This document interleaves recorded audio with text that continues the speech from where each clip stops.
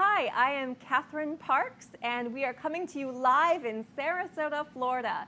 Tonight, we are going to be interviewing an old friend of mine and a filmmaker, KT Curran, who also does remarkable work with young adults and teens, plus your art beat for can't miss arts and culture events. Tonight on Culture Coast.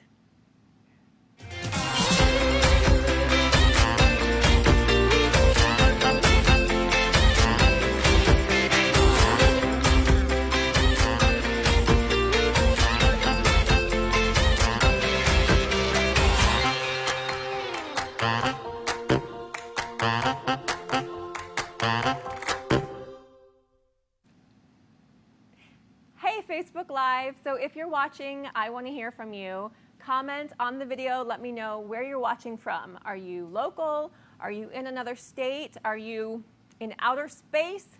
If so, that would be really cool. But let us know. Comment on this video and tell us. Also, are you an artist? Let me know. What kind of artist are you? We want to hear from you. And to our friends up in the Carolinas on the coast, we're all thinking about you tonight from Florida, so hug. All right, so we're gonna talk to KT Curran, but first, I'm going to share with you our Art Beat, the events you don't wanna miss coming up in Sarasota and beyond. So let's start with two friends of mine, Ryanito and Michael Mendez. Ryanito is a very, very cool guy. He's a musician, event curator, and just all-around good guy. And Michael Mendez, who you might know from the West Coast Black Theater Troupe, he and I got to star opposite him in Violet, and that was really cool. So these two guys are going to be teaming up with the Pops Orchestra of Sarasota and Bradenton for a crazy cool event that combines hip-hop and live classical orchestra. And this is the first time anything like this is happening in the state of Florida. So you need to go. It is called the Cosmic Guide Experience, and it's presented by Art Rhythm and Culture Festival at the Neal Performing Arts Center at SCF on September 21st, 2018. And there's a fun little video that you should be seeing as well. So make sure you go.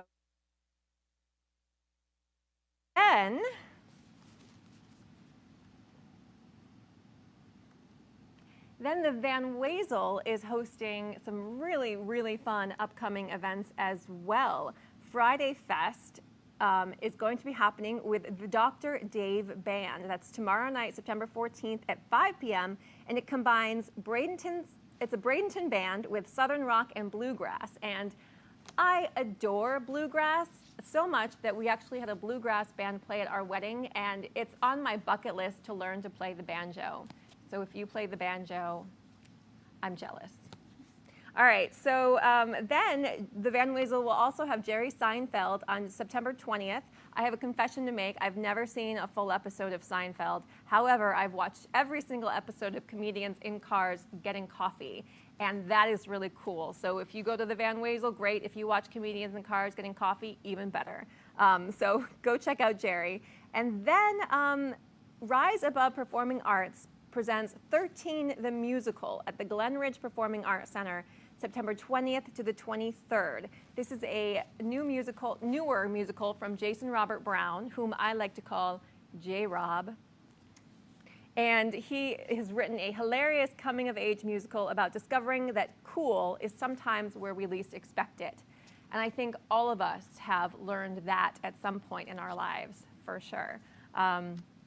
So for more fun events, subscribe to our Artbeat newsletter, where you can see what's going on every week in the arts.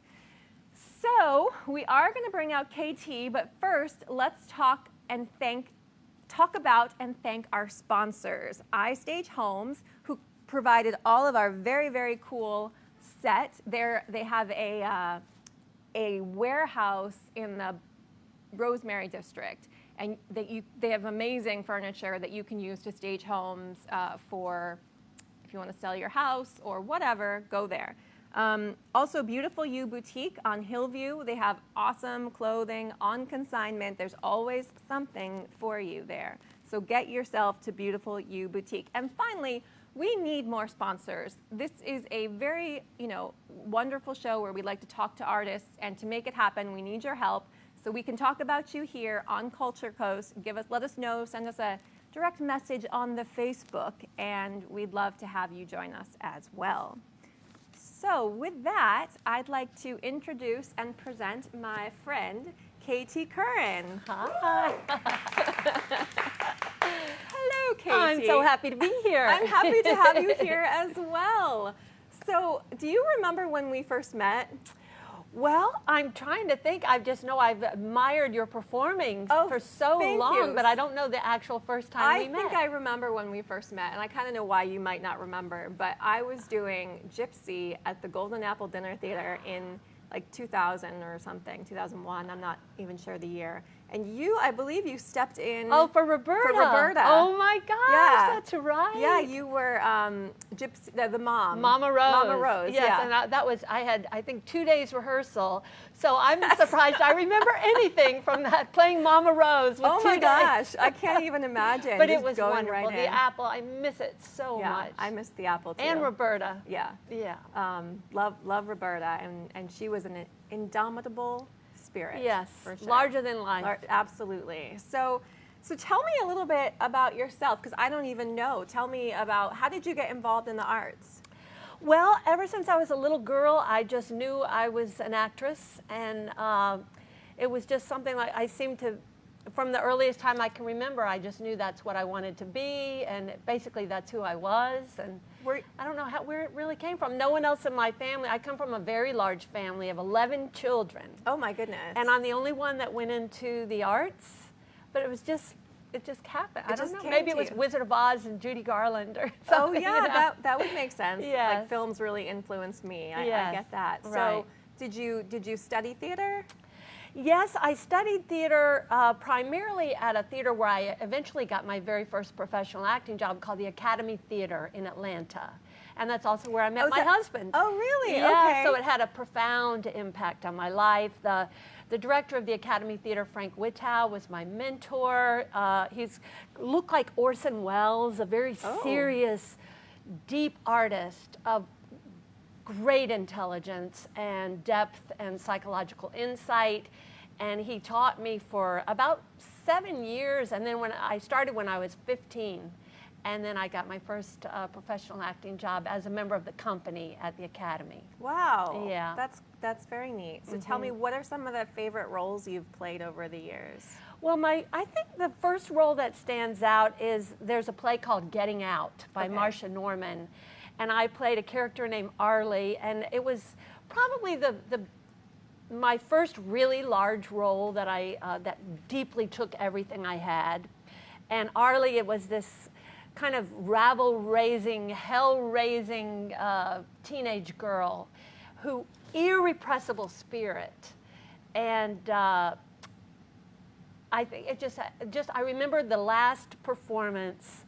And the last line, I didn't want it to end. And the line, I didn't want to stop, give up Arlie. So my characters, I'm sure you feel this way, they become a part of you. They do, yeah. And I didn't want to say goodbye to Arlie. I think she'll always be a part of me. And also Zelda, I did a one-woman show of Zelda Fitzgerald, and it was a similar experience where I felt Zelda took a hold of me. And I said, all right, just, use me to tell the story of your life. And so that was also another very big, certainly Gypsy. Yeah. With Mama Rose. That's a wonderful role. Yeah. That's really, really cool. So how did you discover Sarasota?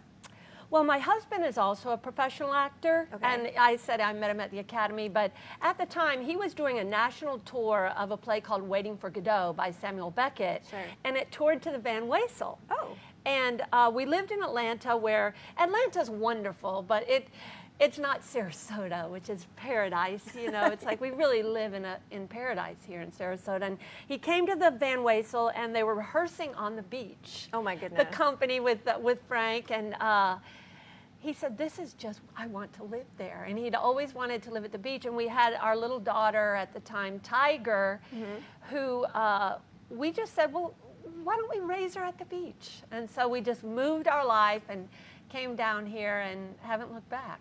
Well, we're very happy that Yeah. you did have that decision in your life. Yes. So tell me about Source Productions. How did that start? What is the Source? Source Productions is an educational theater program for Planned Parenthood. And early on in my acting career, I was basically just looking for a part-time job to supplement my acting work because it's, not steady, especially in a small town like Sarasota, or was at the time. Nonsense.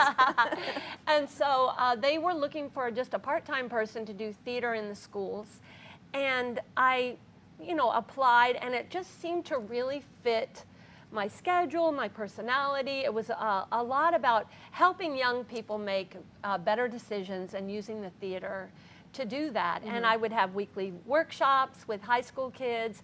And the program was such a success that it built and built and built until we were reaching thousands of people across the world, Wow. making films, performing for Congress, touring internationally, and it just kind of happened slowly over time. Right. And it was a great, a wonderful opportunity for me to connect with young people and help them get their voice out to the world. That's really, really impressive. So I've seen some of the films that you've done. So for instance, When the Party Ends. Yes. Tell me a little bit about that one. That like went to Cannes? Yes, When the Party Ends is a short film that I co-wrote with Frankie LaPace, who is one of our Source alum actors, who now is a wonderful performer in Manhattan, Okay. doing his own comedy that's, just killing it on Funny or Die and places like that. Have you seen those Funny or Die? Yeah, sure. And hilarious, true artist. When he was in high school, I said, you have it. Don't ever slack, because you could be tempted, because you are so terrific, to just kind of go easy, but don't, because you have something special. And he has a unique voice, a comic genius. And I have stayed close with him and done a lot of projects with him over the years. And he and I actually co-wrote When the Party Ends together. And it's about a young man from Sarasota who now lives in Manhattan, who returns to his hometown when he has a scare about HIV. It's a narrative film. And it's set in a nightclub in Sarasota. It was set at Ivory nightclub at the time. Yep, I remember. And we had a huge cast and many local performers, and it went on to be all around the world. It's also streaming live on a form called Reverie.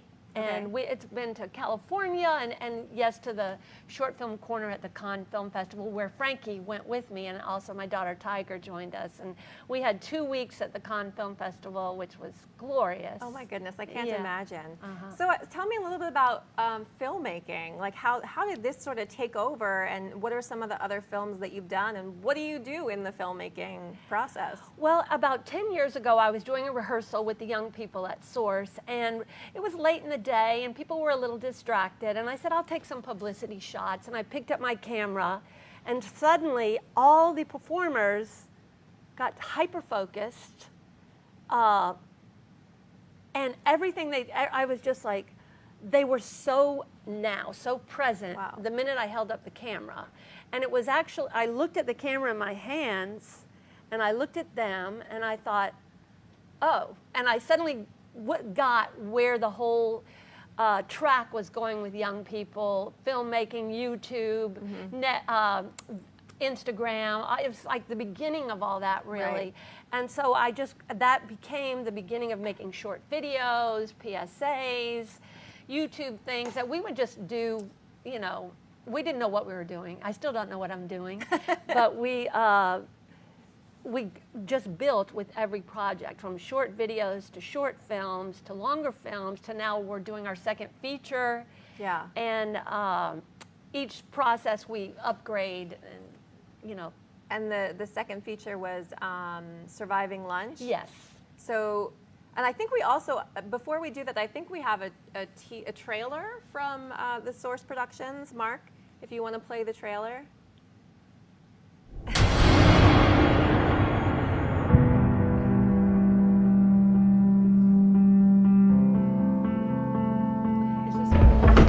What the hell do you want? Have you seen Logan? Go! What's he doing? Oh my God. I gotta go get Logan. Logan? Shut up, Georgie! Dude, come on, man. If you're not gonna go for the burn, go home, dude. We got 2 more sets.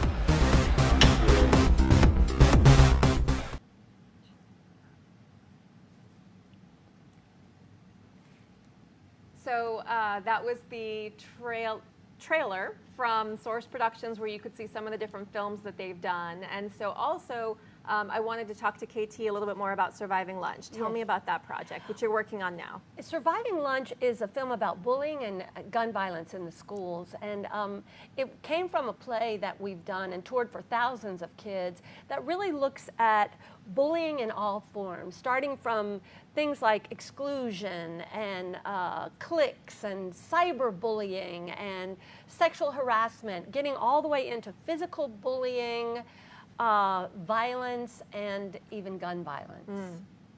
It's called Surviving Lunch. It's a story about a young girl named Gabriella who moves to Florida after her father is killed in a school shooting. She and her mom moved to Florida in order to be safe, and the very first day in her new school, she sees a young boy being bullied in the hall, and she's kind of taken on the mantle of her father. She's still grieving him desperately, and she just feels compelled to stand up for this young boy, and thus it propels her into a increasingly dangerous situation as she confronts the meanest bully in the school. Well, how can we see this film? Well, we're just in the final stages of post-production. I've been frantically working on the files to get them ready to send to our sound mixer, but then we plan to submit it to the Sarasota Film Festival. We have some wonderful sponsors. The Amicus Foundation sponsored the film. Roger Sant is our main sponsor, who, without Roger, you know, the film wouldn't have happened. He was actually at the premiere of the First Time Club that was at the Sarasota Film Festival.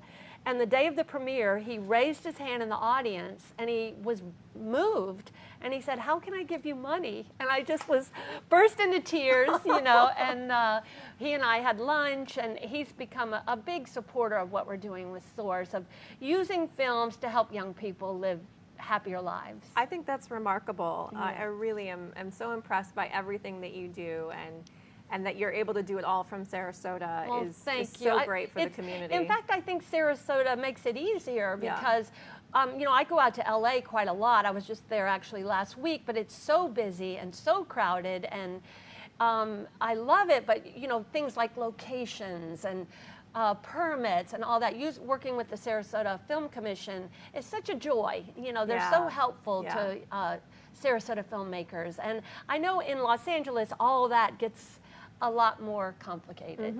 You know, you just made a film which was amazing. Thank you. I was so impressed with your film 50 Words. Thank you. And it's just going on and on and on with more festivals. We just got in the Rendezvous Film Festival on Amelia Island. That's phenomenal. Thank you. Well, I hope you go. I love Amelia Island. Yes, it's beautiful there. But I would absolutely agree with you that there were so many things in Sarasota that you know, you hear, oh, you're going to get a lot of no's in your life, but when I started doing this film, all I heard was yes from everyone that I talked to, and that was really astounding to me. And you and I are both longtime Sarasota residents, right? And so you build a network, you build a family. Particularly the theater community is a true family, and now that is extending for me with the film community. And there's nothing else like it, to be an artist in a community where everyone supports each other, like you inviting me here today. Absolutely, we're happy to have you here. So then I'm going to ask you this question that I'm asking all of my guests. What is one thing that you do that is not at all related to the arts?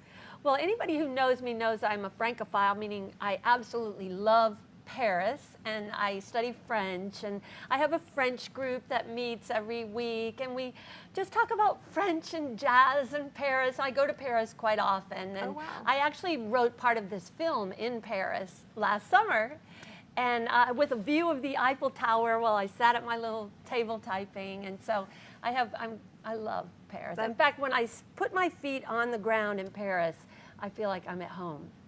So that sounds beautifully romantic and touching.